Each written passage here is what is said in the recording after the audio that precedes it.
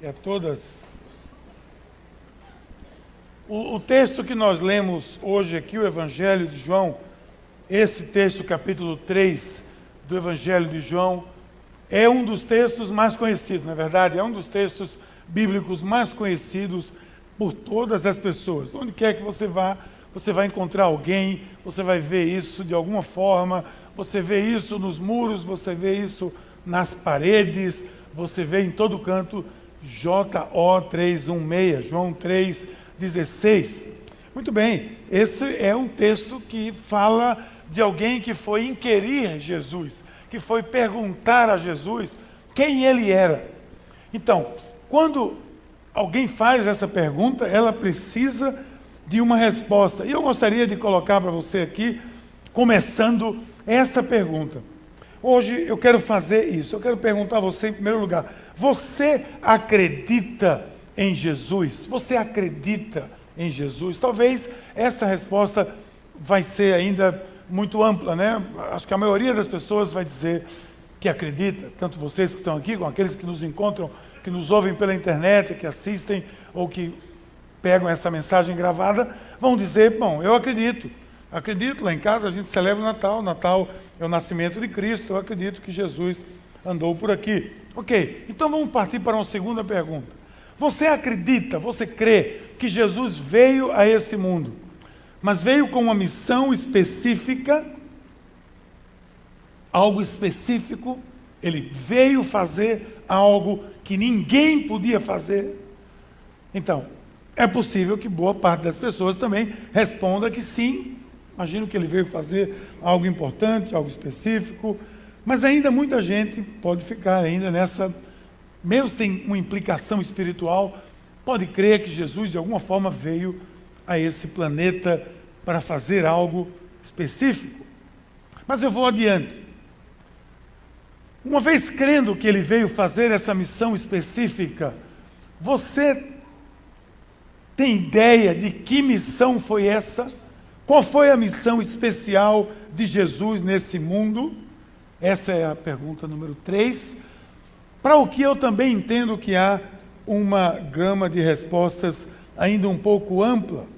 Pessoas aqui vão começar a dizer coisas que vêm no seu coração, coisas que elas acham, coisas que elas creem, coisas que elas imaginam ou que ouviram alguém dizer. Eu creio que Jesus veio para isso, ou que veio para aquilo. Mas ele veio com uma missão, e veio com uma missão específica. Alguém vai dizer que Jesus era um profeta. Muito bem. Se você disser que Jesus era um profeta, você não está de todo enganado. O profeta é aquele que vem e traz a palavra de Deus, traz uma palavra de Deus. Lá no começo da Bíblia, lá nos livros início da Bíblia já falava, Moisés falava que um profeta viria, e que esse profeta, ele mencionava como sendo aquele que viria para salvar. O Salvador era Jesus Cristo.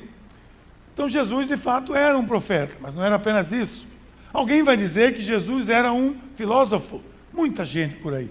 Onde você anda, é possível que você escute isso. Não, eu gosto muito da filosofia de Jesus. E que filosofia é essa? Jesus não tem filosofia nenhuma. Jesus não foi filósofo algum. Jesus não trouxe filosofia. Não existe uma filosofia cristã. Filosofia trabalha no campo das ideias. Jesus trabalhou no campo da prática, da vida. Não há esqueça isso, não há uma filosofia cristã. E pior que tem gente que diz que, olha, eu acho que a filosofia de Jesus era muito interessante. Ok, se você acha que era interessante, vamos lá, vamos colocar em prática, porque não há filosofia na prática. Alguém vai dizer ainda que Jesus era um espírito iluminado. É possível que digam isso.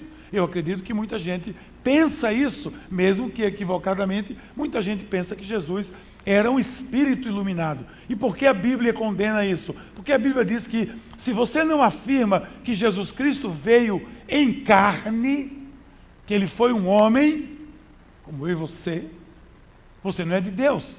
Então Jesus, ele era espírito, ele tinha espírito, como eu e como você, mas ele não era simplesmente um espírito iluminado. Outros vão dizer que Jesus foi a reencarnação de Elias, E essa é uma resposta muito fácil de dizer que não era, porque no Monte da Transfiguração estava Jesus, estava Elias, estava João Batista. Então, se ele fosse a encarnação dele mesmo, ele não poderia estar junto com ele mesmo, era uma coisa muito confusa. Então, Jesus não foi reencarnação de ninguém. E nós poderíamos seguir essa lista aqui com muitas perguntas, mas existe ainda, mas quando alguém fala algo de outra pessoa, sabe o que é mais importante? Imagine que você quer saber o que é que o pastor Jason é. E você vai dizer, o pastor Jason, ele é pastor. Tudo bem, é pastor porque todo mundo sabe que ele é pastor. O pastor Jason é engenheiro, o pastor Jason é advogado, o pastor Jason é alguma coisa aí, sei lá. Aí todo mundo fica especulando. Como é que você tira essa dúvida? Pergunta a ele.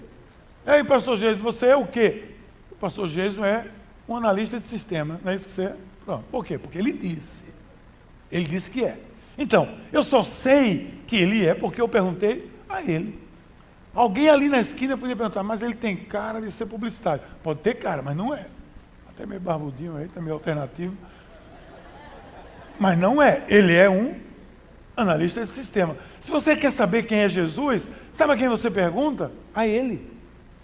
Pergunta a ele. Você não pergunta a alguém que tem uma religião tal, alguém que é...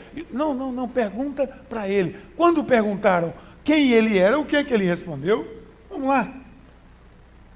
Jesus disse, eu sou. Quando perguntaram, você é o esperado, o Messias? O que é que ele disse? Eu o sou. E vereis o Filho do Homem assentado à direita do poder de Deus, vindo sobre as nuvens do céu. Eu sou. Mas ele não ficou aí. Mais uma vez perguntado, João 4, 26, Jesus declarou, eu sou o Messias, aquele que vocês estão esperando há milênios, aquele que vocês estão esperando há centenas de anos. Eu sou o Messias. Ele afirmou. Não, mas eu acho que Jesus... Gente, não tem que acha. Jesus é analista desse sistema. Perguntei para ele, eu perguntei para Jesus, o que é que você é? Eu sou o Messias. E olha o que ele disse mais, eu e o Pai somos um, eu sou Deus, eu sou o Filho de Deus. Então Nicodemos estava ali perguntando para Jesus, olha, mestre, sabemos que você é mestre em Israel, rabi. E Jesus disse, olha, Nicodemos, muito bom tudo isso, mas eu sou o Filho de Deus. Eu sou o próprio Deus. Eu vim para salvar você. É isso que Jesus é. Então, parando por aqui, porque existem muitas perguntas que a gente podia falar ainda de Jesus muito, mas você pode parar por aqui e entender que só existem duas possibilidades. Vamos deixar isso bem claro. Só existem duas possibilidades nesse caso aqui. Ou Jesus era Deus, ou Jesus era um lunático. Porque imagina que você pergunta a alguém por aí hoje, quem é você? A pessoa diz, eu sou Deus. Não tem aquele pseudo-Cristo aí que anda até em programa do Ratinho, o cara vai em todo canto. Aí pergunta para ele, quem é você? Se eu sou Deus. Conversa, tu é Deus coisa nenhuma. Que tu é Deus coisa nenhuma? Ninguém vai acreditar, é um lunático. Ou então, ou Jesus era um lunático, ou ele era Deus. Só existem duas possibilidades. Não filósofo, não espírito iluminado, nada disso. Ou ele é o Filho de Deus, ele é o próprio Deus, ou ele era um lunático. Como temos visto, eu e você, e muitos, e milhões, e bilhões de pessoas, temos visto o que ele fez, o que ele continua fazendo nesse mundo. Nós temos elementos suficientes para admitir que ele não era nenhum enganador. Ele não me enganou naquela noite de 21 de dezembro de 1979, quando eu encontrei com ele na Conselheiro Aguiar, em Boa Viagem. Ele não me enganou. Nesses últimos 30 e poucos anos que eu andei com ele, ele não me enganou. Eu ando com ele, eu vejo com ele, eu estou com ele, eu falo com ele. Já falei quantas vezes com ele hoje, e ele comigo. Então ele não me enganou. Ele não enganou você, ele não enganou os seus discípulos, ele não enganou aqueles que ele deixou o cargo de levar a palavra, ele não enganou ninguém. Então ele não era enganador. Se ele não era o enganador, quem ele era? Ele era Deus. Nós vamos por eliminação. Se quer lógica, vamos para a lógica. Por isso, quando João escreve no seu evangelho, ele diz de início logo, olha o que ele diz, aquele que era a palavra Deus era apenas o quê? Eu sou. O que é que Deus disse para Moisés? Eu sou. Era a palavra. Aquele que era a palavra tornou-se carne e viveu aonde? Entre nós. Vimos a sua glória como a do unigênito vindo do Pai, cheio de graça e de verdade. Então tudo isso vai trazendo uma bagagem de importância, de relevância muito grande, a vinda de Jesus a esse mundo. Foi algo muito relevante, foi algo muito importante. Jesus não começou, gente, a existir naquele estábulo em Belém. Jesus não começou a existir naquela agonia de procura um lugar para Maria ter uma criança. Não. Não foi ali na manjedoura que Jesus começou a existir. Jesus é Deus. Olha o que ele diz aqui. Vamos lá. Colossenses, na Bíblia Viva, que é muito bacana essa versão, que diz assim: Cristo é a semelhança perfeita do Deus invisível. Ele já existia antes de tudo, antes de Deus criar qualquer coisa. E, de fato, o próprio Cristo é o Criador que fez tudo. No céu, na terra, as coisas que podemos ver e as coisas que não podemos. O mundo espiritual, com seus reis e reinos, seus governantes, suas autoridades, todos foram feitos por Cristo para o seu próprio proveito e glória. Deus criou, Cristo participou disso, Ele é próprio Deus, Ele participou de tudo. Ele é o próprio Deus. Veja a relevância disso. Mas, olha o texto de Filipenses 2,7. Mas Ele esvaziou-se a si mesmo, vindo a ser servo, tornando-se semelhante aos homens. Aí começa a relevância da coisa. Aí começa o ponto-chave de tudo isso. Aquele que tudo criou, aquele que tudo fez, aquele que tem toda a glória, se esvazia por você. Essa é a série que nós começamos hoje. Foi por você. Foi por você. É o plano redentor de Deus para a humanidade. Foi por você. Esvaziou-se. Acabamos de ter domingo passado um eclipse lunar. Coisa bacana, né? Aí a lua foi se escondendo e eu acompanhei, e ela foi se escondendo na sombra da terra e sumiu. O brilho do sol que a lua transmitia foi opaco. Mais ou menos assim, a glória de Deus foi eclipsada ali naquele momento. E ele se tornou homem e veio em carne para viver no nosso meio, para viver como um de nós, para sofrer como um de nós, para que pudéssemos ser salvos. Esvaziou-se a si mesmo. Você tem a noção do que é isso? Você ganha hoje a noção do que é isso? É o próprio Criador do universo. Então pense pelo menos assim, é o próprio Criador do universo, o Criador de todas as coisas, que se faz um de nós. Então houve uma motivação muito grande. Para isso acontecer, houve uma motivação muito especial. E qual foi a motivação? Você. O seu coração. O seu coração é o alvo do amor de Deus. Não são as galáxias, não são. Não são os anjos, querubins, arcanjos, na maior hierarquia celestial que você possa imaginar. Não é o alvo de Deus, isso já está redimido. Jesus veio por você. Veio por mim também, amém. Olha o que diz o texto, 1 João. E vocês sabem que ele se tornou homem a fim de poder tirar os nossos pecados? E que nele não há pecado nenhum? Não há pecado?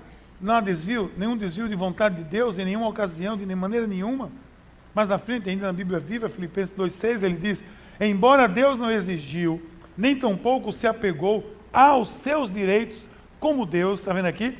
Mas pôs de lado seu imenso poder e glória, ocultando-se sob a forma de escravo, tornando-se como homem, e se humilhou ainda mais, chegando ao ponto de sofrer na cruz uma verdadeira morte de um criminoso, numa cruz parecida com essa aqui. Então por que ele fez isso? Para que você ganhasse o direito de ter acesso a Deus por meio do Salvador. Romanos, na linguagem de hoje, 5,10 diz: nós éramos inimigos de Deus, mas Ele nos tornou seus amigos, por meio da morte do seu Filho. E agora que somos amigos de Deus, é mais certo, ainda que seremos salvos pela vida de Cristo. E não somente isso, mas também nós nos alegramos por causa daquilo que Deus fez por meio do nosso Senhor Jesus Cristo, que agora nos tornou amigos de Deus. Você em Cristo é um amigo de Deus. Você em Cristo tem acesso a Deus. Antes não tinha. Antes você tinha que ter um intermediário. Antes tinha que ter o sumo sacerdote. Antes tinha que ter alguém que fizesse essa ponte. Mas a cruz é a ponte. Antes, se vocês fossem à congregação, aqui seria o lugar santo, e aí dentro seria o lugar santo dos santos, mas só entrava por aquela porta uma pessoa, o sumo sacerdote, que ia levar os pecados de todos nós, e devia ser muito pesado cá para nós, para ele entrar aqui com todos esses pecados, mas somente ele entrava. Hoje não. Hoje qualquer pessoa em Cristo tem acesso. Essa é a relevância, esse é o propósito, esse é o objetivo. Jesus veio para isso. Jesus veio por você. Essa é a boa nova. A boa nova do Evangelho. E ainda mais, a boa nova vai adiante. Porque a boa nova é o que Ele traz para você. O que Ele traz para mim. O que Ele trouxe para mim. O que está disponível hoje, aqui, nesse dia, nesse culto, nesse momento, onde você estiver, quem está assistindo pela internet, aí mesmo está acessível a você. Eu vou dizer aqui algumas coisas. Ele veio por você, mas ele veio primeiro para trazer perdão para você. Ele veio perdoar você. Nós estávamos afastados de Deus, gente. O ser humano estava afastado de Deus. Havia um abismo, porque lá no começo de tudo, o ser humano, ele disse que não precisava de Deus. Ele disse que, ele acreditou naquela miserável daquela serpente, que disse que ele podia saber todas as coisas e não precisava de Deus, não é verdade? Então, que ele falou, e eu não preciso então, eu posso saber tudo? Pode, então eu quero isso. Ele optou, e nós herdamos essa separação. Houve um abismo. Por isso que Deus trabalha um plano de redenção para tornar a humanidade para si novamente. É como você e como eu, que temos filhos. Às vezes o filho, por um motivo ou por outro, se desvia do caminho que você ensina. E o que é que você vai fazer? Você vai criar um plano, uma estratégia. Você vai fazer de tudo. Você vai falar com amigos, eu sou pai e sei. Você vai falar com amigos deles, você vai falar com parentes, você vai fazer um plano para que ele volte para o caminho. Esse é o plano que Deus tentou fazer, que vem tentando e tentou e terminou em Jesus Cristo. Desde o começo, veio pelos profetas, veio pelos juízes, veio pelo profeta, veio por tudo que a Bíblia nos narra, a tentativa de Deus ficar próximo do ser humano, a tentativa de Deus de trazer de volta a sua criação para si, simplesmente para perdoar.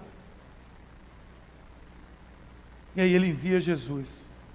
Por isso que o seu coração, o nosso coração, é o alvo do amor de Deus.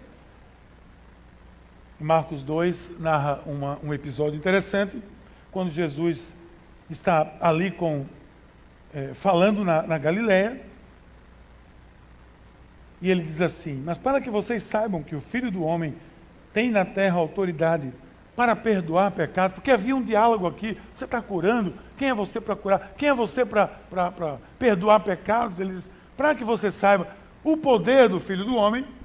Ele disse a um paralítico que trouxeram lá numa maca, disseram, levanta, toma a tua maca e anda, e leva. E o rapazinho, que de besta não tinha nada, deve ter feito o quê? Levantou mesmo, pegou a sua maca e lavrou, foi embora.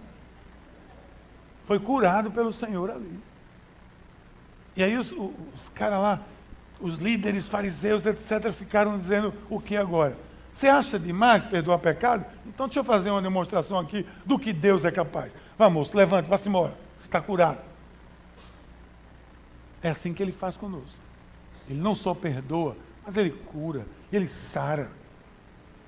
Gente, muitos de nós andávamos com macas, em macas.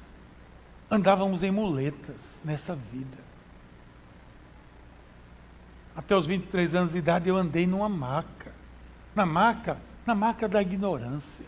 Na maca do desconhecimento de Deus. Na maca da opressão. Na maca do desconhecimento desse grande amor que Deus tem por nós. Essa era a maca que eu andava, para não dizer uma muleta, para me escorar aqui e ali, porque andava cambaleando. Ele veio para levantar você dessa maca e perdoar você e abraçar você. Mas além disso, ele não veio só para perdoar, porque quando ele perdoa, o que é que acontece quando ele perdoa? Ele veio para trazer paz para você. Quando ele perdoa, quando Deus perdoa você e quando você aceita o seu perdão, sabe o que acontece? Paz. No dia que eu conheci a Cristo, naquele dia lá, o pessoal veio me perguntar, o que é que você está sentindo? Paz. No meio de um tumulto muito grande, às vezes a pessoa conhece a Cristo no meio de um tumulto muito grande, no meio daquele tumulto eu encontrei paz. Estava tudo muito agitado, mas eu estava em paz. Quando você pergunta a alguém que conheceu a Cristo, mesmo no meio de muito tumulto, você pergunta, como você está se sentindo? Via de regra, a primeira palavra que vem é, eu estou sentindo uma paz. Porque ele veio para trazer paz. Para apaziguar o seu coração. E a gente vive num mundo envolvido com tanta guerra. E sinceramente eu creio que, não obstante tantas guerras aí, guerra com o Estado Islâmico, guerra não sei aonde, guerra em todo canto, todas as guerras, elas não se comparam à grande guerra que o ser humano trava dentro de si mesmo. Às vezes ele com o próprio Deus, mas às vezes ele consigo mesmo, os seus conflitos, as suas frustrações pessoais, ele não tem paz, e Jesus veio para trazer paz. A guerra que uma pessoa trava com seus dramas é o que mais afasta de uma vida plena. Mas Jesus veio para trazer paz, a verdadeira paz, para você e para mim. Ele veio colocar aquela bandeira branca, fizemos uma série aqui recentemente, chamada Bandeira Branca, é quando você hastia a bandeira e diz, eu quero paz. Quando se assina um tratado, um acordo de paz, o que é que acontece? Em seguida, paz. Cessa fogo, paz. E as pessoas relaxam. Não vai haver mais bomba, não vai haver mais bombardeio, estamos em paz. Segunda Guerra Mundial, as pessoas em Londres se escondiam nos subterrâneos dos metrôs toda noite, porque toda noite ameaças e bombardeios. Imagina a alegria quando o Tratado de Paz foi assinado. Não vai haver mais bombardeio, não vai haver mais barulho, não vai haver mais trauma, não vai haver mais essa agonia que nós vivemos. Assim mesmo é com Jesus, ele veio trazer paz, veio trazer a verdadeira paz. Quando ele entrou uma vez na sala, lá em Lucas 24, já no final, quando ele ressuscitou, ele entrou, enquanto estavam falando sobre o quê? Sobre a ressurreição de Cristo, aquele tumulto. Ele ressuscitou? Não, sim. As mulheres vieram dizer, ninguém acreditou direito nas mulheres, outros acreditaram, e a gente sabe que às vezes o povo não acredita no que a mulher diz, porque a mulher fala muito, mas ali foram as mulheres que estavam lá com Jesus, e foi assim, e o que aconteceu? De repente Jesus entra na sala. Quando ele entra, ele trouxe paz. Porque onde ele entra, ele traz paz. Se estavam discutindo sobre ele, ele disse, paz seja com vocês. Shalom, paz. Até hoje o povo lá em Israel, quando se cumprimenta com shalom. Você encontra alguém na rua, shalom. Talvez porque vivam num ambiente de tanta guerra, que o maior desejo deles seja paz. Então o tempo todo eles estão falando de paz, paz, paz. As guerras existem porque essa maior guerra ainda não foi vencida. A guerra do ser humano, no seu interior, consigo e com Deus. Aí sim, ganância, injustiça e tantas outras coisas vão permeando. Mas Jesus veio para trazer a paz. João 14, olha o que ele diz. Deixo-vos a paz, a minha paz vos dou. Não a dou como o mundo a dá. Não se turbe o vosso coração, não se atemorize. Olha que três coisas bacanas. Não dou primeiro como o mundo dá. O mundo dá ilusão. E o mundo que eu chamo é esse mundo aí fora mesmo. São as propostas desse mundo. É o que as pessoas desse mundo. O que é os prazeres desse mundo. São efêmeros, são passageiros. Ele diz, eu não dou como esse mundo dá. Que dá hoje e tira amanhã. Não tenha medo. Jesus diz, não tenha medo. Não se atemorize, não se turbe o seu coração, não fique em crise, não tenha medo, eu trago a paz. É isso que Jesus veio, ele veio para lhe dar paz. E se você não tem paz ainda, você pode ter hoje, nesse dia, é só você levantar a bandeira branca e dizer, Jesus, eu quero isso para a minha vida, eu quero viver essa paz. Eu estou no meio de um tumulto, falamos 4 semanas sobre isso. Eu estou no meio de um furacão, no olho de um furacão, mas eu posso ter paz se eu estiver com Jesus. Uma vez perdoados, você recebeu paz. Uma vez você em paz, você pode receber mais. E ele veio agora para lhe dar poder. Mas por que isso? Porque se ele lhe dá paz, se ele lhe perdoa, aí você entra em paz. Mas também você não pode ficar naquela paz zen. Estou em paz. Pense numa paz. Está tão em paz que está morto. Não faz nada. Aí Jesus diz, não é isso não. Quando Jesus mandou aqueles primeiros 70, lembra? Ele mandou aqueles 70. Quando eles voltaram encantados. A mesa do Senhor, imagina aquilo. Curou enfermo, foi milagre para lá, milagre para cá. Eles voltaram todos entusiasmados, como eu e você voltaríamos. Voltaram todos empolgadíssimos com o que tinha acontecido. E Jesus poderia, se Jesus fosse talvez um de nós, poderia ter dito assim, você está vendo que sou eu mesmo? Eu não mandei vocês, foi eu que mandei, e vocês vieram aí com poder, eu tenho muito mais para vocês, vamos junto. Podia dar aquele, né? Mas Jesus disse, pessoal, calma aí. Muita alegria para o meu gosto. Você deve se alegrar muito mais porque o seu nome está escrito no livro da vida. Ótimo. Mas para viver essa vida proposta por Jesus, eu preciso de poder. O que é poder? Poder é a capacidade de executar qualquer processo. Que processo é esse? A vida cristã. Como eu posso viver a vida cristã no meu trabalho? Como eu posso viver a vida cristã na minha escola, na minha universidade, na minha família, no meio da rua, entre meus amigos? Como eu posso sair agora? Teve pessoas que saíram agora de um concílio, saíram de um quarto dia, encontraram o povo, agora estão cantando decolores, está todo mundo chamando eles de estranhos. E como é que eles vão poder viver essa vida? Recebendo poder. A capacidade de viver essa vida que Deus tem para nós. Jesus passou 3 anos quase com seus discípulos, mostrando que há o poder das trevas e o poder de Deus. Que isso é um conflito constante. E ele deixou claro que por nós mesmos nós não conseguiríamos ir muito longe. Que dependíamos dele, que isso era a nossa maior fortaleza. E o apóstolo Paulo traduz isso muito bem, quando ele diz que quando nós somos fracos é que nós somos fortes.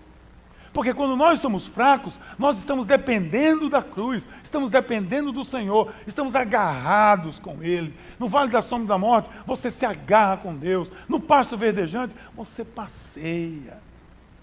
E você come muito, a cabeça baixa para comer grama. E aí é que o lobo aparece.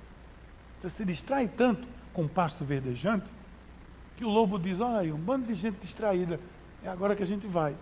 Vai lá e faz um arraso. Porque no pasto verdejante, muitas vezes a gente esquece quem verdejou o pasto. Mas no Vale da Sombra da Morte, não. Você passa agarrado com Jesus. E eu preciso de poder. Por isso que quando eu sou fraco, eu sou forte, porque eu reconheço. E a minha fortaleza está onde? Em reconhecer que por mim mesmo eu não consigo. E além de tudo, ele sabia que nós éramos muito limitados para levar essa vida que Ele propõe pelas nossas próprias forças. No seu amor, Ele sabia que a gente precisava do seu amor. Para levar o seu amor, a gente precisava ser capacitado. E aí, vem o segundo episódio. Chega o Pentecostes. Dia de Pentecostes, o Espírito Santo vem de uma maneira especial. Mas antes disso, tem uma linha. Leia a Bíblia com cuidado. Existe uma linha do grupo cristão, que ainda não era nem igreja, era um grupo de gente, meio intimidado, pequeno, e talvez eles eram assim, eles eram aquelas pessoas que diziam: rapaz, é tão bom estar com Jesus, é tão bom estar com Jesus. Você não acha não, Pedrão? É bom demais estar com Jesus, cara. É gostoso demais. Mas não, Tiago, rapaz, você nem me fala. Estou tendo cada experiência. Estou vendo o céu se abrir. Esse era o grupo anterior, assim, em paz. Aí Jesus disse: olha, fique aqui, se acalmem. Não saiam de Jerusalém enquanto vocês não receberem o poder. Porque não é isso aqui que eu quero para vocês, não. É algo diferente. Aí vem o Espírito Santo em Pentecostes e traz o quê? O poder. Capacita. O que é que acontece depois? Saem pelo mundo. 4 cantos do mundo. Saem com ousadia, saem com coragem, saem com a disposição, saem fazendo de tudo para tornar aquele amor, aquela paz que eles tinham, agora conhecida de todo mundo. Porque antes eles estavam talvez até satisfeitos, porque estavam com eles, que eles tinham tudo aquilo. Agora não, eles têm o poder, eles ganharam perdão, encheram-se de paz, e Jesus disse: agora é pouco, vamos embora. Poder para vocês. Com poder eles foram.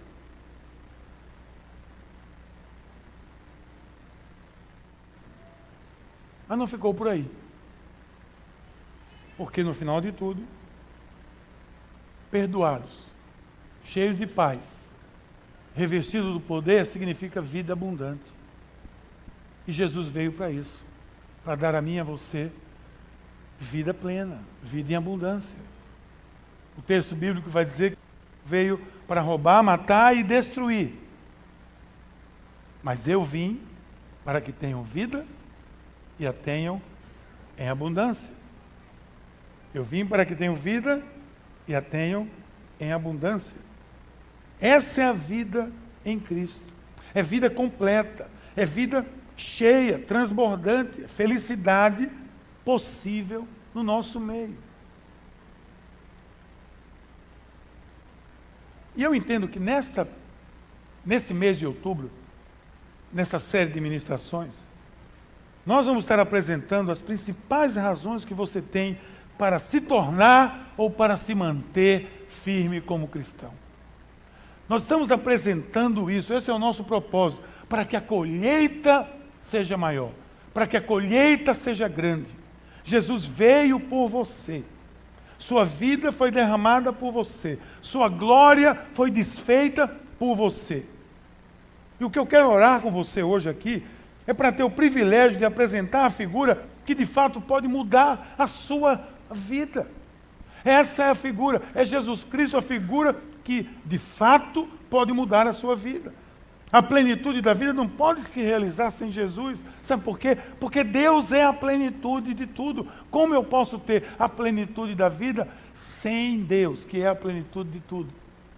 Eu preciso dele. E você precisa. Então hoje nós aprendemos que ele veio por você. Ele quer trazer perdão para você. Ele quer trazer paz para você. Ele quer capacitar você com o poder. E nisso se constitui a vida abundante que ele veio para trazer para você. Vamos orar?